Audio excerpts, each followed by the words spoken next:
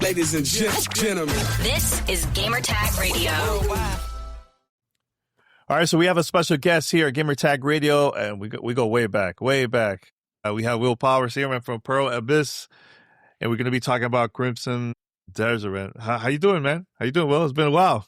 Yeah, Danny, it's a pleasure. We probably go back almost 20 years now. Yep. Yo, Will, so how's everything? How's it been? I know we got to see each other, I think, was it like over a year ago? I know I got some hands on the game. Yeah. How's it been to change from that time that I got to play the game until now? Because I know you guys announced that it went gold now, right? Yeah, so there's a lot happening with Crimson Desert as we're coming to launch, and I think it's really important when people think about the game, when they look at what was announced 6 years ago versus what we're talking about now. So I personally say disregard anything that was said more than a year ago, because the game's changed, and that's how development cycles work. So the game itself has changed genres from when it was originally announced. And when you played it, we were focusing on one of the core things about the game, combat. So now we're showcasing the open world, we're showcasing questing, we're showcasing all of the other things that you can do in this massive game. Yeah, and I know you briefly talked about this in other interviews, but about the open world. How big is this open world? And because sometimes people will play games like this. It's pretty big, and sometimes we'll get overwhelmed. Is those things that you have to do in the game, or this is like optional stuff, or what? I mean, that's a really good question, because if you're a dad and you don't have that much free time, like, are you going to get a game that you need to sink hundreds of hours into? From a design standpoint, what's really important is that no matter how much time you have to commit, you're going to have things to do, and it's going to feel rewarding. So the open world is crafted with that in mind, of whether, like, you sit down and you're like, I want to take over that fort. Or if you sit down and say, I need a couple more resources to upgrade my sword, I'm going to focus on that. Anything you do will feel like it's progressing you further in the game towards whatever goal you have in that moment. Whether it's main storyline, whether it's side quests, there's a main storyline that's pushing you forward through the world, but really it's your own goals that's your immediate motivation at that time. And what you could tell us about the main character of the game, because I know those people, maybe this is the first time listening about this game. What you could tell us about that? So Cliff, the main character is Cliff. There's a faction called the Greymanes that he's a member of, and they're the good guys. Just like, that's easy way to put it. They're defenders of this one country in the world called Peloon, and the game starts right after you get your asses kicked. So you're defenders of this territory and you lost. So the initial plot of the game is about reuniting with all your friends and bringing the band kind of back together.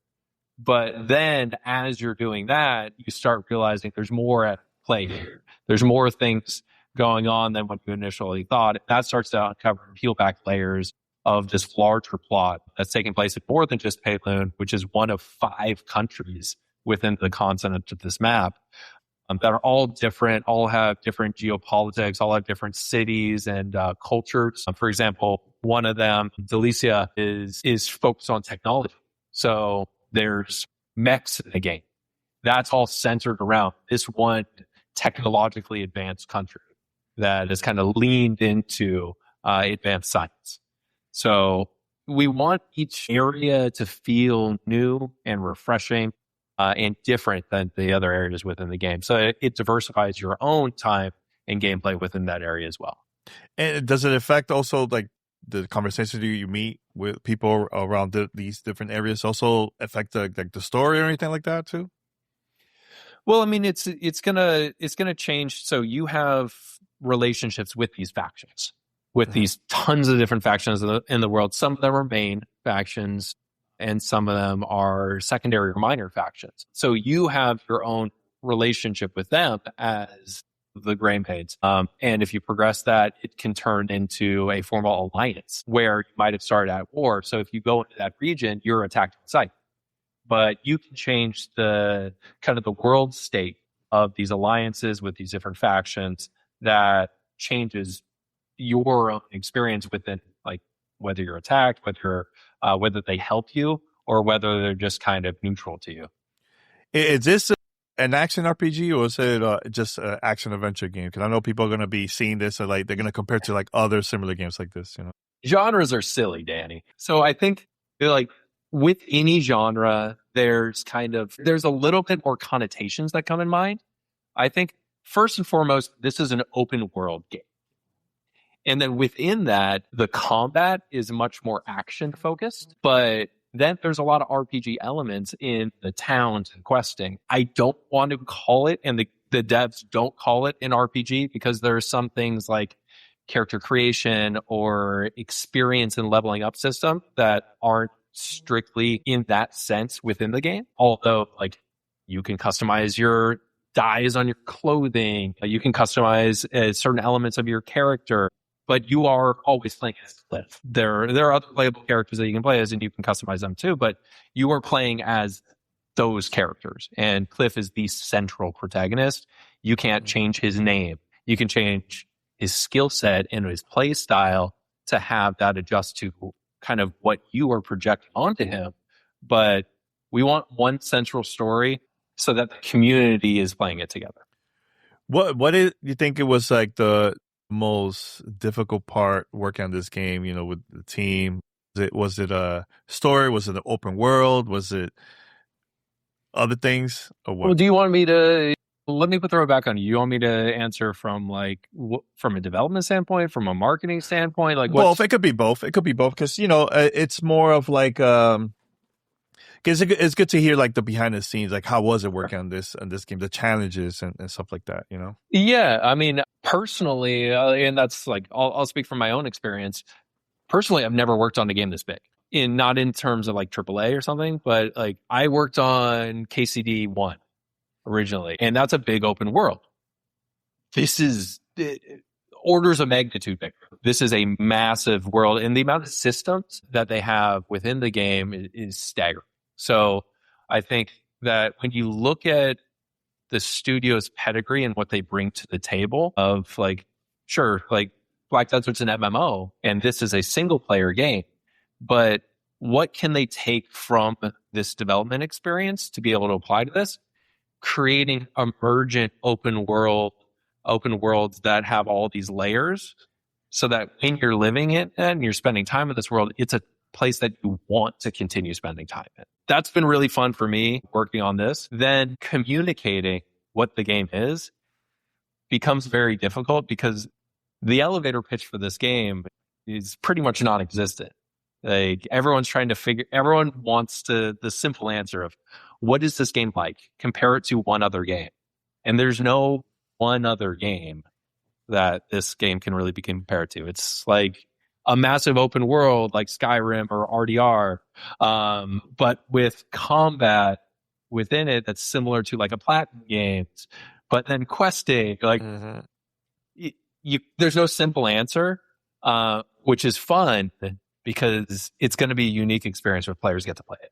Yeah, that's the hard part, man. Like you could explain it as much as you want, right? But I feel like people actually playing it they're gonna get it. Like I know every person that I know that played the game, they loved it. I loved it too, So I think once people get hands on, they're gonna understand it a lot more, and they're gonna get it right away. It's just gonna take some time once the game comes out. So. Exactly, and we focus a lot on combat because that's one of the things that makes the game stand out. But the open world is really what makes the game shine. So, and when you layer those two things together, then I really feel like people are going to say, like, I haven't played a game like this before. And why do you think it was the right time to talk about the open world part of the game now, closer to launch, instead of earlier during the promotion of the game? I mean, so in any marketing campaign, like there are different things that I don't want to get like too deep into like USPs and KSPs and stuff like that. Yeah. But there are things that your game stands on. Let's call them marketing pillars. Like these are the things, the foundations of your game. And then you're like, okay, well, combat's ready to show those systems, and it's slightly dictated by the development process of what's ready to show. It's slightly dictated by what layers on top of each other in order to build the right momentum. So combat's the first thing that makes the game stand out. It makes people say, it looks like a Souls-like, but it plays differently. There's something different about this. So that piques people's interest. And then you drop them in an open world with that combat, and you're like, okay, this isn't what I expected. This is so much bigger. And then you start showing them the story and the things that are going to make them want to stay in the world. So it's all very strategic in that sense. But at the same time, like, we don't want to spoil things. So combat's not going to spoil anything because that's a gameplay element. Systems are showing what you can do in the world. Really, the only thing that's going to spoil things is if I start saying, here's the plot, here's what happens. The systems aren't going to do that. That's going to define what your time in the world will be. So, what is your style of combat? For me, I can't quite remember because it's been a while, but I know when I completed the demo, I think there was only like seconds left, and I remember the whole team started clapping, like, "All right, you did it!" I'm like, "Thank you." I thought I was not going to complete the demo at all, man. So, what is your style of play in this for you? Like favorite weapons or anything like that you could talk about?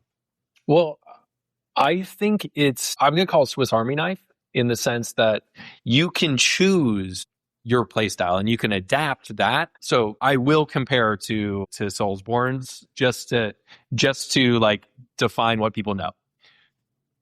Dark Souls did a great job of just being able to, you can play the game how you want, where you can be roly pokey, you could be a mage, you can do that. Bloodborne forced you to parry a little bit, where it's like you have to use a shotgun, you have to parry. This is different than those. You can choose your type of weapon that you want to use. You can choose your sort of play style, and the gear defines that. You're not gonna, since there is no like set experience points, you're not gonna be like, oh, I leveled up all of my dexterity and now I can't wield this weapon. That's not a thing in this. So the combat is dictated by what you want in your sort of play style. Me personally, I'm really offensive minded. I hate defense. Oh, so okay. I love being the aggressor and setting the pace for fights. So I don't like sitting back and turtling. I am aggro. And so then I gravitate towards the weapons that allow me to play my play style. Good to know. Have you guys tested out PC handhelds? I know people like love to play games on the go and so on. Have you guys tested out those devices too, or this is more PC consoles? We're not there yet. Great question. The dev team is constantly exploring things. Nothing to announce at this point, but we're in the optimization phase right now. So that's why I don't want to talk about like target frame rates and stuff like that. Oh no, definitely not. No. Well, because those things are hit during optimization. So that's where you're nailing what the exact experience is going to be. But the thing I do want to point out is that because of the technology powering this game, we built our own brand new engine for this. The devs spent a lot of time, and that's one thing that that's really important. We didn't just make a game. We made a brand new engine and a game on top of it. So with that, we created the framework in order to have the best optimized experience across platforms, because there's not all of these features that you're not using in off-the-shelf engine. It just helps the game run better and allows for a better experience. What's the name of the game engine? Black Space engine. Space. Okay, good. Yeah, so it's designed for open world games. Awesome. First and foremost. Yeah. One of my last questions is like, what is it that you guys are so excited about? Checking out like the fans finally playing this game, because I know you guys have been working on this for so long, and it's finally coming out very soon, man. And again, like I can speak to my experience. Like I've been working on this for over a year. Some of the devs have been working on it since before it was announced. So I'm excited for more people to get their hands on it. I played the game for 50 hours last week alone. Nice. So I've been like really, really diving in because I need to be able to talk about it. I need to be able to relay the experience. I need to be able to understand everything that needs to be communicated. I'm so excited for more people to get their hands on it. Yeah. Because in the end, it's fun. And I think what's so important is after you finish playing for a long session, do you want to go back and play more? And that's been my experience, because there's always the little things that make you feel rewarded, make you feel like you're constantly progressing. Not necessarily main storyline, but like little things within the systems within the game. Like, I enhanced my weapon. I'm doing more damage now. I feel like I'm more powerful. I completed this quest line. It unlocked this area. Like, there's little things that layer together and create a really good job of making the player feel fulfilled, regardless of what type of activity they chose to do. I'm excited to see what people are going to discover in the game too. I'm excited to learn more about the game from other people, because it's all the Easter eggs and all the stuff that they figure out. It's one of those games that there's so many things in it that when streamers get their hands on it, I'm gonna say I've ran by that 100 times. I didn't even know that was there. Yeah. That's the cool part, man. Yeah. I think that fundamentally, one thing that's important to think about in like the philosophy of creating an open world, the devs talk about creating an open world that's not just big, but is alive. And they want you to go in your map, plot down an X, start going towards that point, but be distracted along the way. Because there's so many things. It's not an empty world. There are things that will catch your eye and distract you and make you want to spend time there. So that's what I'm excited about. It's like, it's a world that catches your eye and pulls you in. I'm excited to try it out, man. I had a great time playing it, a year ago. I know a lot of things have changed, but I'm excited to see the full product, man. Yeah, well, there's a lot more for you to play in a couple weeks. Definitely, man. But Will, man, thanks a lot. What's the official date for the game? All right, so March 19th, the game is coming out on PC, on Xbox Series X and S, PS5, as well as natively on Mac. Awesome. Well, congratulations and shout out to the team, man, for this, man. All right. Thank you so much, Danny. Shout out to Gamertag Radio. Yeah.